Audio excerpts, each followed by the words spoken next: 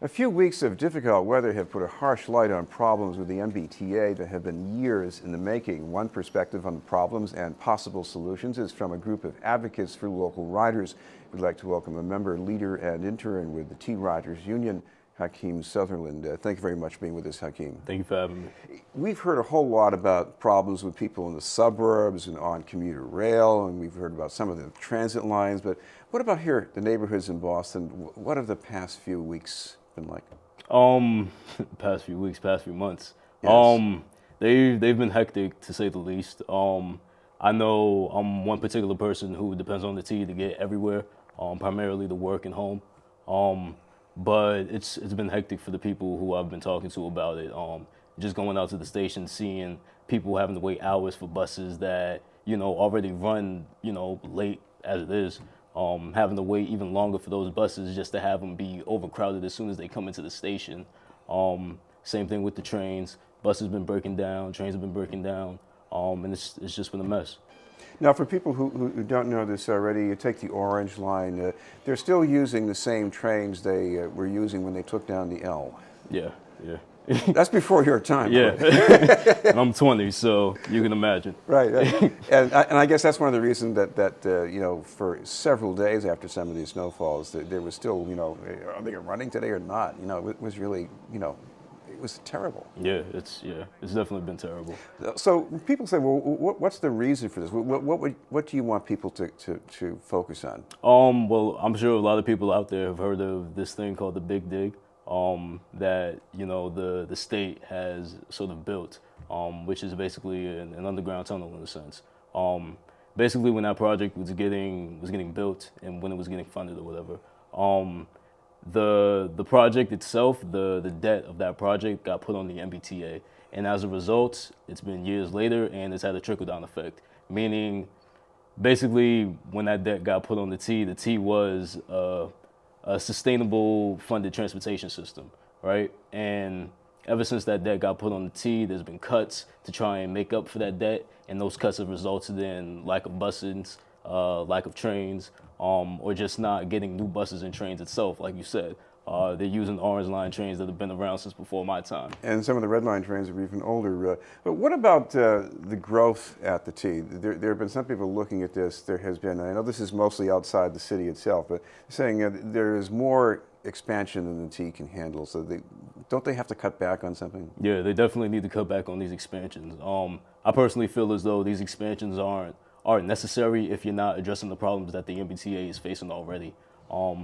It's kind of like, if you create a problem and you just leave it there and you go ahead and try and build something else up, that something else might have a problem as well, and then you're left with two problems and two burdens to handle rather than one that you could have already been solved, and then you can move on to, creating that new project. Now, one interesting question here is the T has been, I guess you might call it expansion too. They've been trying to put a new rail service through Hyde Park, Mattapan, Dorchester on the Fairmount Indigo line. Mm-hmm.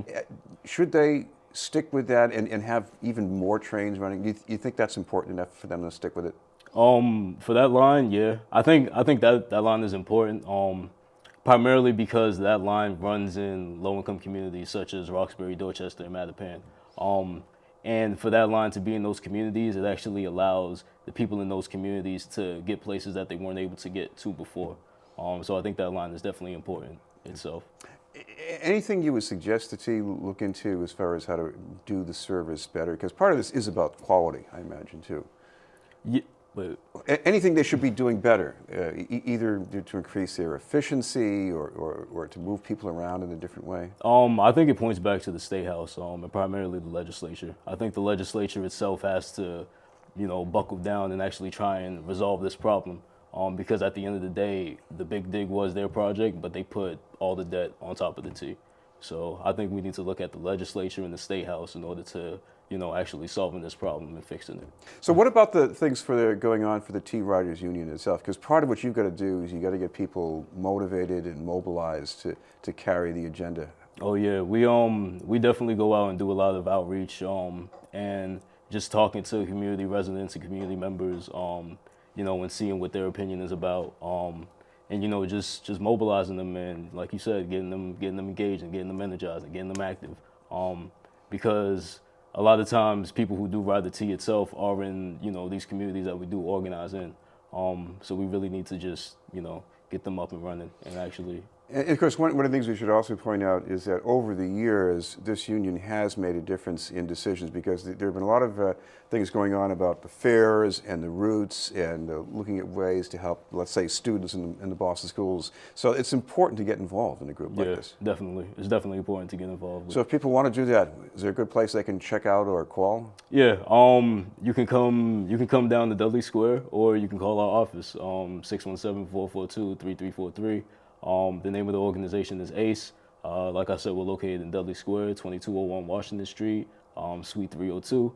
It's open to anybody. We're open 5 days a week, and we're actually having an event tomorrow from 2 to 4 p.m. So anybody who's definitely interested should come on out. And talk a little bit more about the event. What's going to be happening? The event is basically, it's sort of like a community talk in a sense. So just talking about the different issues that we're facing in the community, and sort of how can we together as a collective come together and address these problems and actually try and fight for what we want. Thank you very much for being with us. Thank you.